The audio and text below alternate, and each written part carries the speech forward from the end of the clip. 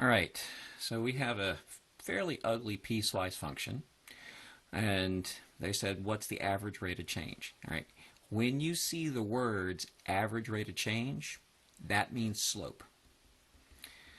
So what you got to do to figure out slope, since they're interested in the average rate of change from -3 to 4, you need to figure out, well, what's f of -3, and you need to figure out what f of 4 is. Now, if you're going to plug in -3, well, that means you get to use the top one. And so f of -3 is going to be the square root of 9 minus 3 squared, which gives us 0. And if you want to figure out what f of 4 is, then you got to go -4 plus 3 times cosine of 4 pi over 2. And let's see, that's going to give me cosine of 2 pi, which I know is 1, times 3 and a -4. So -4 plus 3 is going to give me 1. So as far as finding slope goes, I'm going to do f of 4 minus f of -3 all over 4 minus -3. So I get 1 minus 0 over 7, so end up with 1/7. Done. All right, part B. Now I say find an equation of a tangent line at 3. Well, so I need a point and a slope. Well, if I'm at 3, I need to figure out what f of 3 is. So 3 means I'm going to use the bottom equation. So it's going to give me -3 plus 3 times cosine of pi x over pi times 3 over 2. I get -3. Cosine of 3 pi over 2 is a 0. So I end up with f of 3 is equal, that goes away. So I have the f of 3 is equal to -3, so I have the point 3 comma -3. Next, I got to figure out what f prime of 3 is, so I need to take the derivative. So it means I'm going to take the derivative of the bottom one, which is -1 minus 3 sine pi x over 2 times pi over 2. Please remember chain rule. They're going to give you lots of chances to forget about it. And so now I need to, now I need to plug in 3 into my derivative. And so when I plug in 3 in my derivative, that gives me -1 minus 3 times sine of, ends up being 3 pi over 2 times pi over 2. And let's see, sine of 3 pi over 2, this ends up being a big fat 1. So this is going to simplify to -1 minus, let's see, times that pi over 2, so I get minus 3 pi over 2. And that is my lovely slope. So I end up with my final answer of, using this point and this slope, I get y plus 3 is equal to that lovely slope, which is -1 minus 3 pi over 2 times x minus 3. Done. Okay. Now, as far as part C goes, find the average value. Now, this is not super fair. You're not going to be asked average value on the AP exam. That's the last unit. It doesn't count. But I still want to go through how to do it.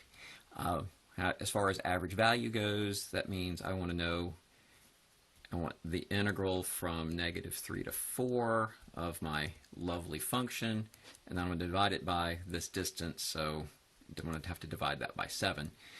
So let's talk about computing this. I need to compute that integral. Well, whenever you have a piecewise function, you have to compute two different integrals. I have to compute the first integral. I have to compute from -3 to 0 of the square root of 9 minus x squared. And then I need to compute the integral from 0 to 4 of -x plus 3 cosine of pi x over 2. So we have to compute this whole thing. Right? Now, we're going to talk about we have two integrals, and this one I need to talk about because you don't know any calculus method so you can solve this. That's the bad news. The good news is if you recognize that when you're trying to compute an integral, you want the area under this graph. And it turns out the area under this graph is actually, if you were to graph y equals the square root of 9 minus x squared, that graph is going to be a half circle of radius 3. And this is asking what's the area from -3 to 0. So this thing is actually asking what this area is. Well, the whole circle would be 9 pi. We want 1/4 of it. So it ends up being that this circle is going to be this area is 9 pi over 4. Right? So what looks like could be really hard, as long as you know that that's the area under a circle, it's a pretty easy question. Now, over here, we didn't get so lucky. This particular one, we have to go through a little more work. So we have to compute the integral, so we get the -x squared over 2, and then we're going to get plus 3 sine of pi x over 2. Of course, we've got to fix it, so we're going to have to multiply that times a 2 over pi. And I want to clean that up just a little bit. So I end up with -x squared over 2 plus 6 over pi sine pi x over 2. And we're going to evaluate this from 0 to 4.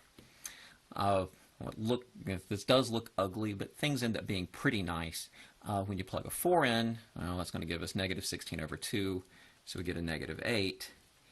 And I can plug it in, but when you look at it, okay, so we have this 6 over pi, and then you get sine. When I plug the 4 in, this gives me 4 pi over 2, which gives me sine of 2 pi.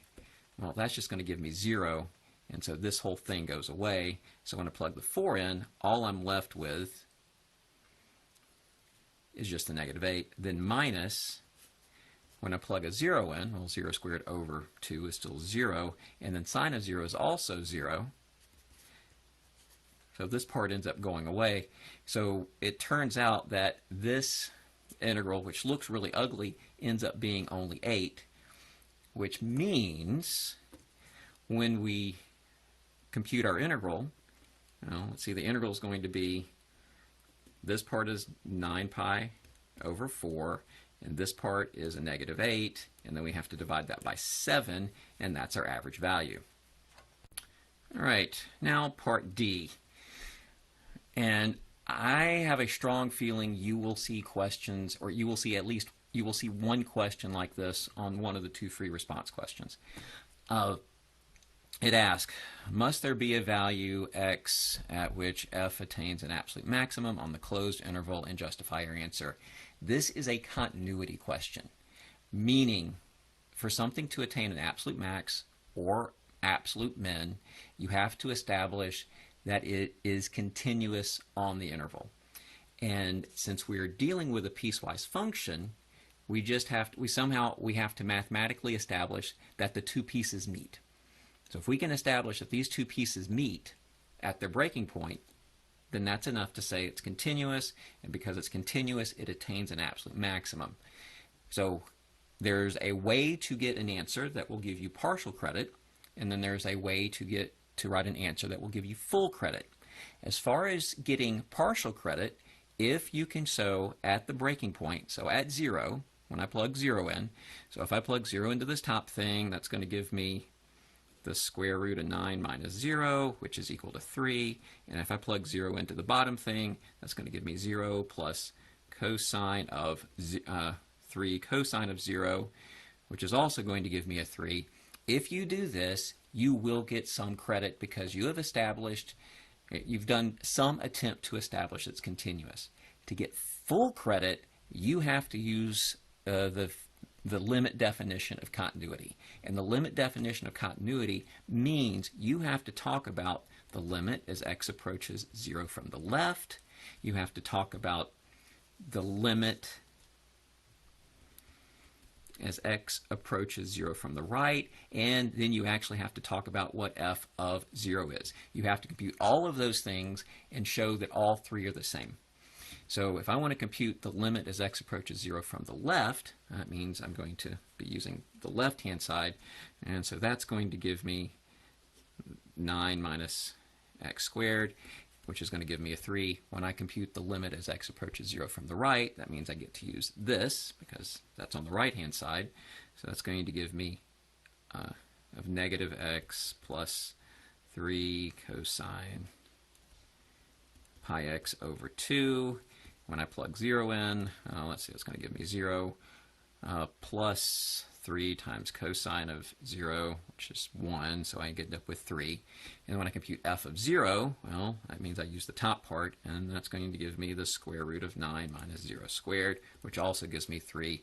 Now I've established that the limit as x approaches 0 from the left of f of x equals the limit as x approaches 0 from the right of f of x is equal to f of 0. Now I can say it's continuous, and once I say it's continuous on a closed interval, because we've already computed what f of negative 3 is and f of 4, then we can say it's going to attain an absolute max or absolute min. I think there's a high probability of having something like this on the AP exam because you have to show a fair amount of work.